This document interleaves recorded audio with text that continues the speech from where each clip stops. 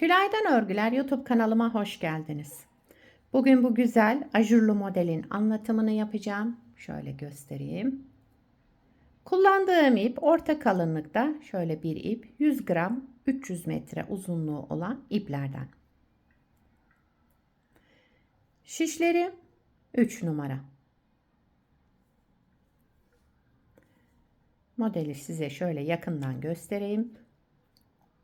Ondan sonra yapımına geçelim. Burada başlama ipimi 2 kat yaparak başladım. İsterseniz aynı şekilde başlayalım yine hep birlikte.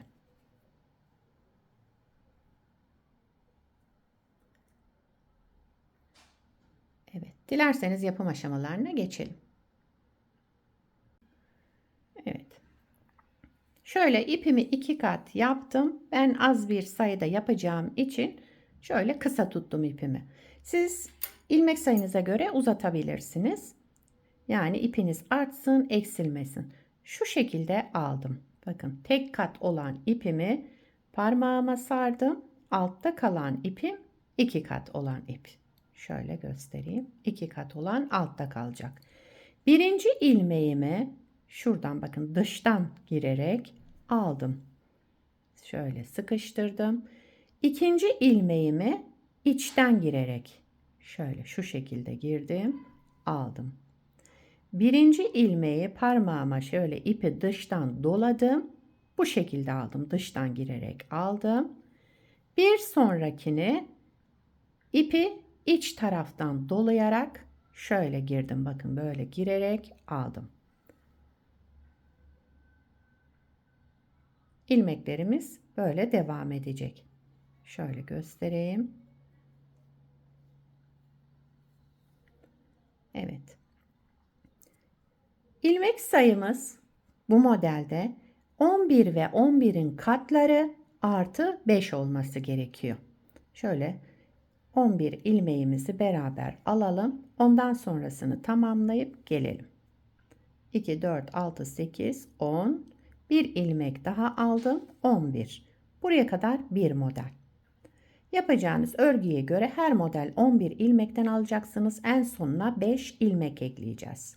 İlmeklerimizi tamamlayalım. Arka yüzünde bütün ilmeklerimizi ters öreceğiz. Ön yüzüne gelince modelimizi kurmaya gelelim. Evet, ilmeklerimi çıkardıktan sonra arka yüzünde bir sıra ters ördüm.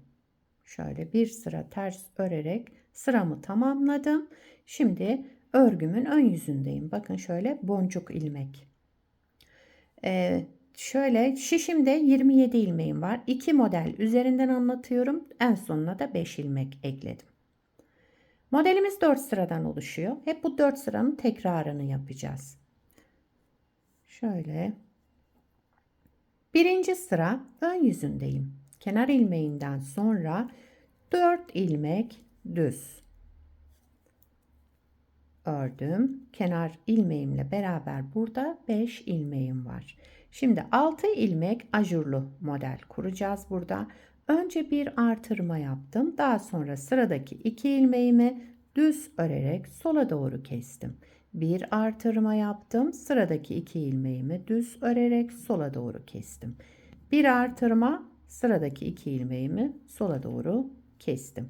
6 ilmeğimizde de bu şekilde ajurlu model uyguladık. Tekrar 5 ilmek düz.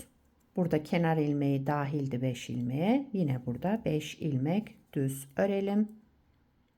Şöyle 5 ilmek düzden sonra 6 ilmek ajurlu kısma geldim. Önce bir artırma, daha sonra 2 ilmeği düz örerek sola doğru keselim. Bir artırma, sıradaki 2 ilmeği sola doğru keselim. Bir artırma, sıradaki 2 ilmeği sola doğru keselim. 3 kez bu işlemi tekrar etmiş olduk. Bakın 1, 2, 3.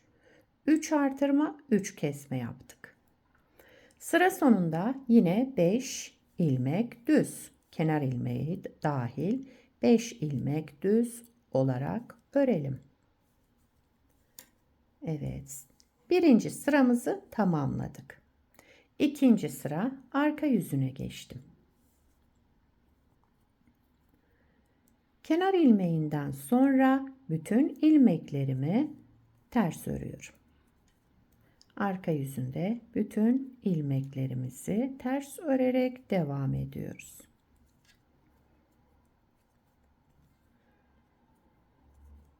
Model oldukça kolay, çabuk ilerleyen bir model. Örgüye yeni başlayanlar bile kolaylıkla yapabilirler bu modeli. Yazlık örgülerinizde, mevsimlik örgülerinizde hepsinde kullanabilirsiniz.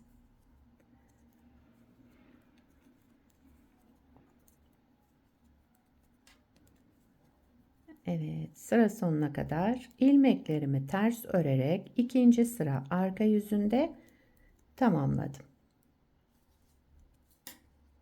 Kenar ilmeğimi ben düz örüyorum.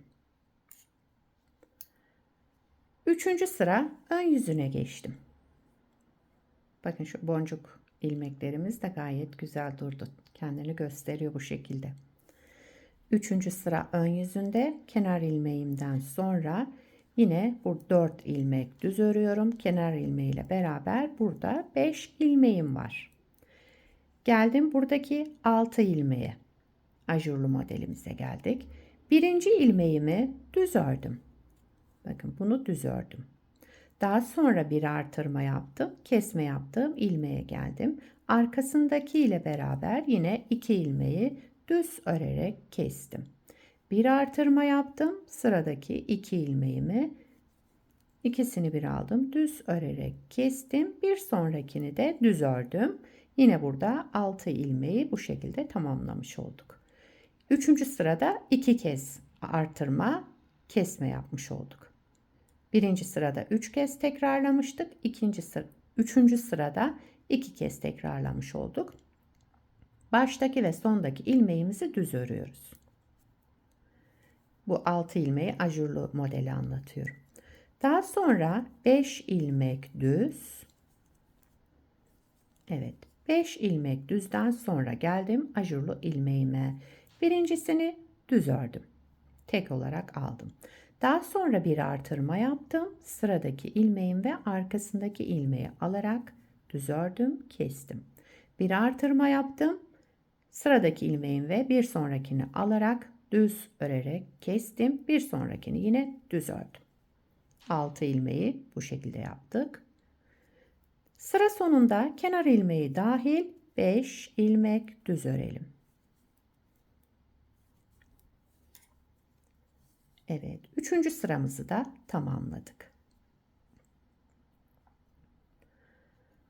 Dördüncü sıra arka yüzündeyim.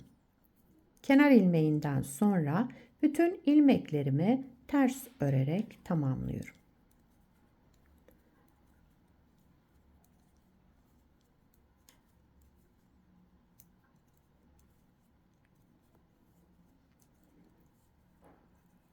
Evet, farklı bir işlem yapmadığım için burada biraz hızlı yapıyorum. Bütün ilmeklerimi ters örüyorum çünkü. Son sıramız, modeli bir kez kurmuş olduk. Model hep bu 4 sıranın tekrarından oluşacak. Evet. Anlaşılmayan yer olduysa arkadaşlar, modeli bir kez daha kurarken videoyu tekrar baştan izleyebilirsiniz. Daha fazla uzatmayalım. Çünkü model oldukça kolay. Hep bu 4 sıranın tekrarı yapılacak. Evet, şu şekilde bakın. Diğer parçamı da yine göstereyim. Şöyle aynı şekilde başladık. Bakın. Modelin ilerlemiş hali de böyle olacak.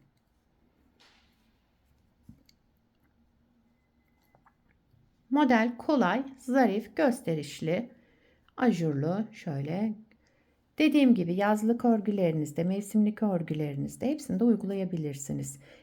Koton ip, merserize ip kullanarak. Şu şekilde şal yapımında kullanabilirsiniz. Altını böyle başlayarak. Yelek, hırka yapabilirsiniz mevsimlik olarak. Her türlü örgülerinizde kullanabileceğiniz gayet güzel, yapımı kolay modellerden.